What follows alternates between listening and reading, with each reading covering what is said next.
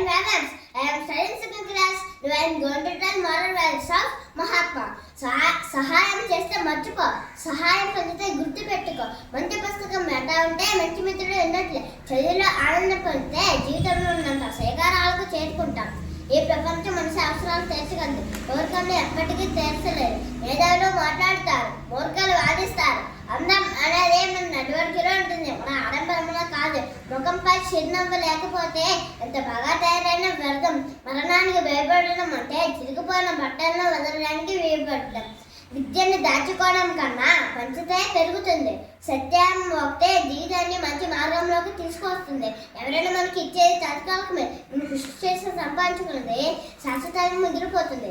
కష్టపడే పని చేయని వ్యక్తికి తిండి తినే హక్కు లేదు. గర్వం మనిషిని ఓటమి వైపు నడిపిస్తుంది. శ్రమని ఆయుధం అయితే విద్యంని బానిస అవుతుంది.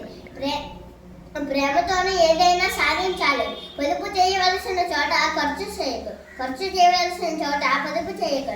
మనం సత్యాన్ని మించిన అందం లేదు. మనం ఎప్పుడూ అహింస మార్గంలోనే నడవాలి.